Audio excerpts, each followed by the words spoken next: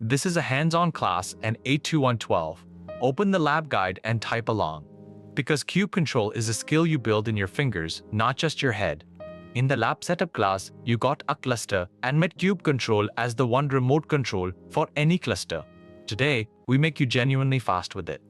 Speed with kube control matters enormously. It is the single tool standing between you and every cluster you will ever touch, and in exams like the CKA and CKAD. And in real incidents, how quickly you can drive it is often the whole game. We will cover 3 things that unlock that speed. First, how kube control actually finds your cluster and 82112, the kubeconfig. Second, how to switch between clusters instantly with contexts.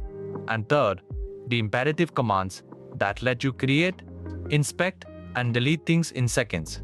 Get these into muscle memory and you will move through any cluster with real confidence.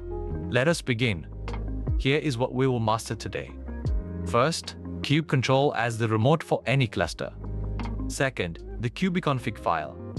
Third, context for switching clusters. Fourth, imperative commands that act right away. Fifth, imperative versus declarative. And sixth, inspecting resources to see what is going on. Let us begin. Let us anchor on what kube control actually is, because it frames everything. Every command you type, and 84284, every get, every create, every delete, and 84284, kube control turns into a request to the cluster and 842842842, the front door we studied in the architecture class. Kube control itself does not run your containers or store anything. It is a client that talks to the API server, which does the real work. It is the one tool that sits between you and any cluster, local or in the cloud. Because it is that single point of control. Your fluency with kube control basically is your fluency with Kubernetes day to day. Someone slow and hesitant with kube control is slow at everything. Someone fast and confident can inspect, change, and fix a cluster in moments. This is why we dedicate whole classes to it. Mastering kube control is mastering the practical operation of Kubernetes. And the reassurance from the lab setup class still holds. The same kube control commands work against every cluster. So the speed you build now on your local cluster transfers directly to production. There is no separate skill to learn later and 82 NTR12. You are building the real one now. So the takeaway, kube control turns your every command into a request to the cluster and 39 SAPI server. So it is the one tool between you and any cluster and A200 cloud. Getting fast with it is getting fast at Kubernetes itself. The first question is, how does kube control even know which cluster to talk to and how to prove who you are? The answer is a single file called the kubeconfig. The kubeconfig is a configuration file that lists the clusters you can reach, the users or credentials to authenticate with, and how they pair up. It holds the address of each cluster NT9 SAPI server and the keys or tokens that prove your identity. In short, it is kube control and 39 S address book and keyring rolled into one 8212 wall. Everything kube control needs to connect securely. By default, it lives at a well-known path, a hidden folder in your home directory, .kube, in a file named config. Kube control reads it automatically every time you run a command, so you normally never point at it explicitly, and 8212. It just works. When you created your local cluster in the lab setup class, the tool quietly wrote the details into this file for you, which is why kube control could reach your clusters straight away. Understanding the kubeconfig demystifies a lot. When kube control says it cannot connect or connects to the wrong place, the kubeconfig is almost always the reason N8212. It is pointing somewhere unexpected. Knowing this one file exists and what it contains is the first step to controlling and troubleshooting your connections. So the takeaway, the kubeconfig file and 8212 at .kube/config in your home directory and 8212 lists your clusters and credentials and how to authenticate, and kube control reads it automatically to know which cluster to talk to and as whom. Real engineers work with more than one cluster, an 8212, a local one, a staging one, a production one. Contexts are how you juggle them without chaos. A context is a named bundle that ties together three things: a cluster, a user to authenticate as, and a default namespace to work in. Instead of specifying all of that on every command, you select a context, and kubecontrol uses that combination for everything you do, and A212, which cluster, as whom, in which namespace. Your kubeconfig can hold many contexts, one per environment. Switching is a single command, kubecontrol config, use context, followed by the context name, instantly points every subsequent command at a different cluster. One moment you are working on your local cluster, run use context, and now you are operating staging or production with the right identity without touching anything else. It is like flipping which cluster your keyboard is wired to. This power comes with a sharp warning that leads straight into good habits. Because switching is so easy and invisible, it is dangerously easy to run a command against the wrong cluster and A212 to think you are on staging when you are on production. Always know which context you are in before you act, but use carefully. Contexts make working across many clusters smooth and fast. So the takeaway: a context bundles a cluster, a user, and a namespace, and kubecontrol config use context switches all your commands to a different cluster instantly, and 82112.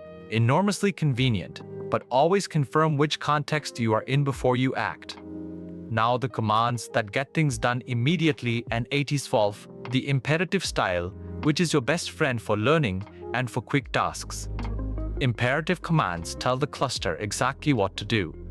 Right now, you type an action and Kubernetes performs it at once. Kubecontrol run or kubecontrol create to make something. Kubecontrol get to list things. Kubecontrol delete to remove them. There is no file, no ceremony, and A212, you issue a direct order and it happens. It is the fastest way to interact with a cluster. This immediacy is exactly why imperative commands are so good for learning and for quick one-off jobs.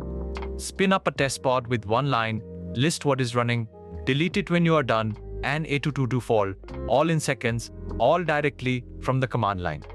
When you are exploring, experimenting, or fixing something urgently, imperative commands let you move at the speed of thought. The lab has you drill these, create a deployment imperatively, get the pods to watch it appear, delete it, and watch it go. These few verbs, and A212, run, create, get, delete, and A212, cover a huge share of everyday interaction, and typing them until they are automatic is one of the highest value things you can do for your kubecontrol speed. So the takeaway: imperative commands like run, create, get, and delete tell the cluster to do something immediately with no file needed, and ATI12, which makes them the fastest way to learn, experiment, and handle quick one-off tasks. There are two fundamentally different ways to work with Kubernetes, and knowing when to use each is a mark of real understanding. The imperative way is what we just saw.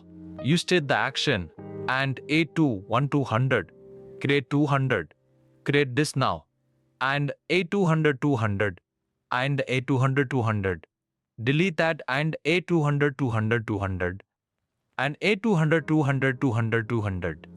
It is quick and ad hoc, perfect for learning, exploring, and urgent fixes. Its weakness is that the actions are not recorded anywhere. Once you have typed them, there is no lasting description of what you set up. The declarative way is different. You write a file, usually YAML, that describes the desired state, and A12, what you want to exist, and A12, and then you apply it. Kubernetes reads the file and makes reality match it. This is repeatable. The file can be saved, version controlled, reviewed, and applied again and again to reproduce the exact same setup. It is how real production work is done. So the rule of thumb: use imperative commands for speed, learning, and quick tasks. Use declarative YAML with apply for anything real, lasting, or that must be reproducible. They are not rivals. And A212, you use imperative to move fast and explore, and declarative to build things properly. Today is about imperative mastery. The next class goes deep on declarative YAML. So the takeaway: Imperative commands act immediately and suit learning and quick tasks, while declarative YAML applied to the cluster is repeatable and right for production. And 812.02 use the fast one to explore and the reproducible one to build for real. A huge part of operating a cluster is not changing things but looking at them. NA82112, seeing what exists and what is wrong. 3 commands cover almost all of it. First, get kubeconfig get lists resources of a given type and 8212 pods, deployments, services, and 8212, showing each one and its status at a glance. It is your constant companion. Get pods to see what is running, get nodes to see your machines. It answers NA2020. What is here, and is it healthy? NA2121 in one line. Then, when you need more, describe and logs. kubeconfig describe shows the full detail of a single resource and 8012, its configuration, its recent events, and often the exact reason something is failing. And kubeconfig logs shows the output a pod in C9 S container is pinting, which is where application errors reveal themselves. Get tells you something is wrong, describe and logs tell you why. This trio is the backbone of troubleshooting. When a pod will not start, you get to spot it, describe to read its events, and check its logs to see what the app said. The lab has you practice this exact sequence on a deliberately broken pod, because reading the cluster fluently is just as important as changing it. So the takeaway, inspect with 3 verbs and 82112, get to list resources and their status, describe for full detail and events, and logs to read a pod and turn tiny 9 S output and 8112, and this trio is the backbone of nearly all Kubernetes troubleshooting. A small set of flags dramatically multiplies what kubeconfig can do, and learning just a handful makes you noticeably faster. There is -n to target a specific namespace, since resources live in namespaces and you often need one that is not your default. There is -o to change the output, and -tuha, tuha, joha, or wide adds useful extra columns like which node a pod is on. And OYAML dumps the full definition of a resource, invaluable for understanding or copying it. There is -w to watch, which keeps the command live and updates the screen as things change, and 84 to fall, perfect for watching pods come up. And there is -all namespaces to see resources across every namespace at once for a whole cluster view. These flags combine with the commands you already know, so the same get or describe becomes far more powerful. Get pods -w watches your pod start in real time. Get pods -o wide shows where they landed. Get pods -all namespaces shows everything running anywhere. A few flags, a lot of extra reach. The lab has you try each one, because these are the difference between plotting and flying. You do not need to memorize dozens and 8212. Just this handful, used constantly, covers the vast majority of real work and exam tasks. So the takeaway? A few flags, supercharged kubeconfig and 82012, -n for a namespace, -o wide or YAML for more detail, -w to watch changes live, and -all namespaces to see everything, and 82012. And combined with the basic commands, they massively boost your speed. Let us tie the class into a rhythm you can repeat on any cluster for any task, and 8200, a 3-beat loop that keeps you fast and safe. First, pick your context. Before doing anything, confirm and if needed, switch to the right cluster with your context so your commands land where you intend. This first beat is what prevents the disaster of acting on the wrong cluster. Second, act. Do what you came to do, and 8200 and TE12. Run or create something imperatively for a quick task, or apply a YAML file for real work. This is the change itself, made deliberately now that you know you are on the right cluster. And third, inspect. Verify the result, and 8212, get to see it appear, describe, and logs to confirm it is healthy and doing what you expect. Never assume a command worked. Look, context, act, verify, and 8112. This loop is the heartbeat of competent cluster work, and it scales from a tiny test to a production change. Do it every time, and you'll be both fast and safe. So the takeaway, work in a rhythm of set the right context, act with a command, then inspect with get, describe, and logs to confirm, and 8-20-12 context act verify keeps you moving quickly without landing on the wrong cluster or trusting an unverified change. Let us close with the habits that separate someone fumbling with kube control from someone flying with it. First, always check your current context before you act. It takes one command to see which cluster you are pointed at, and it can save you from the single most dangerous mistake in Kubernetes NAT81. Running a destructive command against production when you thought you were on a test cluster. Make confirming your context a reflex, especially before anything that changes or deletes. Second, use imperative commands to learn and move fast, but reach for declarative apply for anything real. Explore and experiment imperatively for speed, then capture anything that should last in a YAML file you can save and reapply. Fast for play, declarative for keeps. And third, when something is not working, do not guess and 8-1-12. Describe it and read its logs. The answer to almost every N8-20-20, why is this broken in 8-20N E-20N, is sitting in the events from describe or the output from logs.